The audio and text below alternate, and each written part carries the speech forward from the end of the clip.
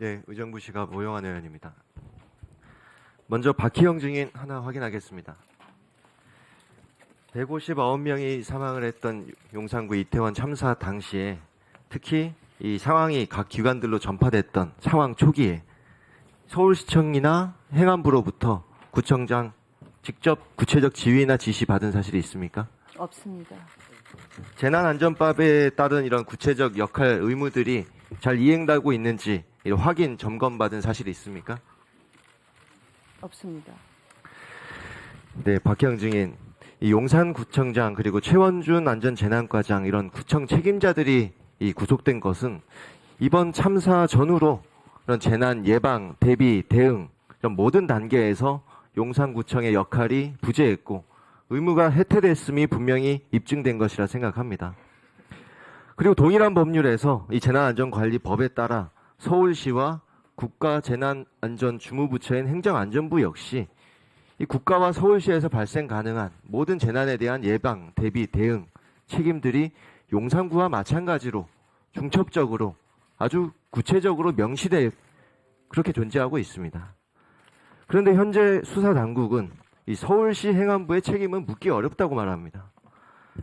구체적 주의 의무, 예견, 회피 가능성이 있어야 처벌이 가능하다면서 용산구청만 이렇게 구속 수사를 하고 있습니다. 전 정말 이해가 안 갑니다.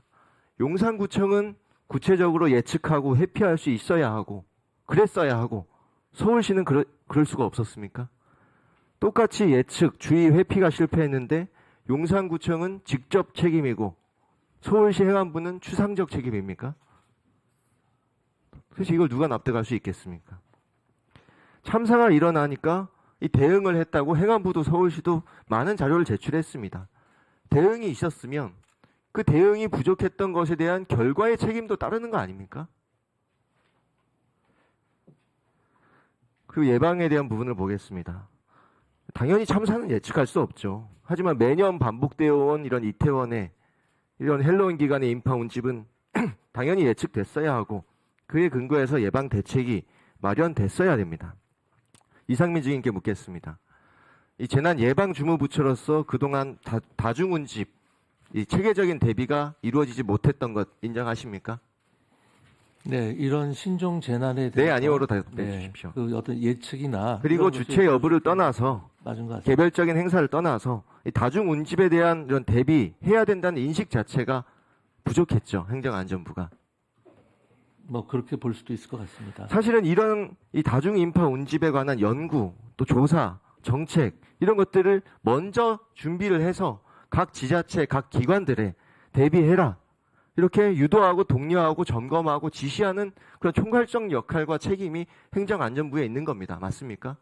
네, 지금 와서 돌이켜 보면 그러면 결과적으로 이번 재난을 대비하지 못한 그 총괄적 책임이 행정안전부에 있다는 것 인정하시는 것이죠.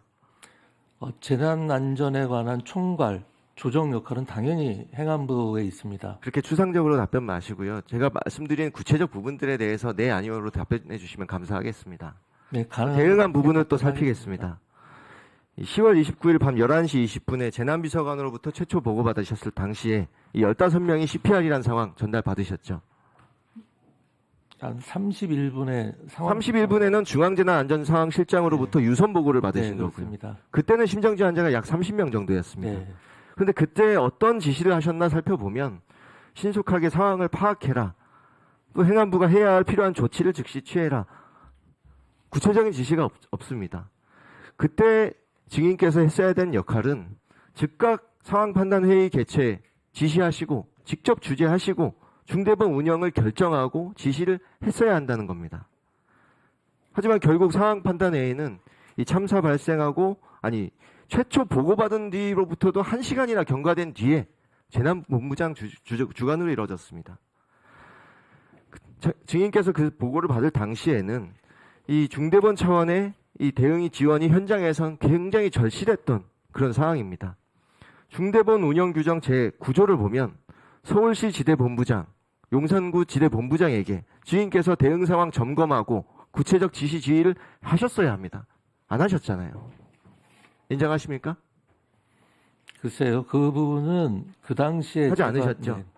그리고 18조에 따라 중앙민관협력위원회 공동위원장에게 재난긴급대응단 현지 파견 요청해야 됩니다.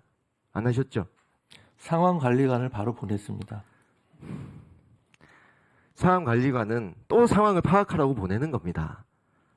재난관리기준 제11조 제3호 재난발생 비상시에는 재난관리 조직을 비상체제로 신속하게 조직과 업무를 전환해야 합니다.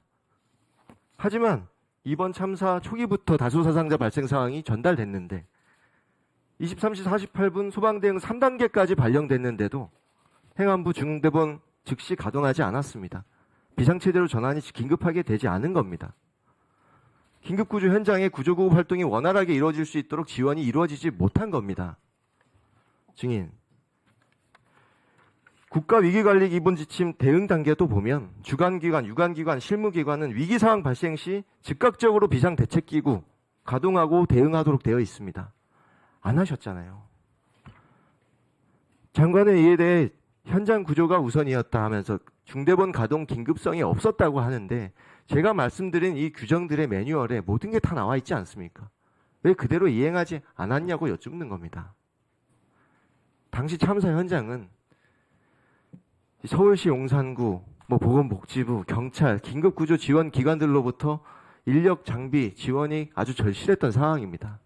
1차 청문회 때 입증이 됐습니다.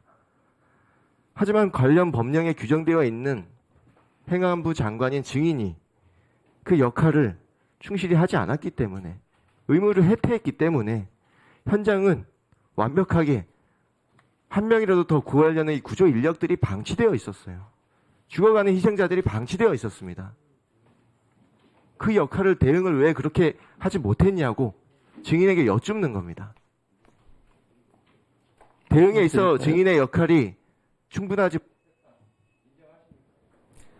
지금 와서 보면은 저의 행동이나 대응이나 이런 게 부족했던 것이 많이 있다고 생각을 하고요. 그 점에 대해서는 굉장히 좀 마음 아파하고 있습니다.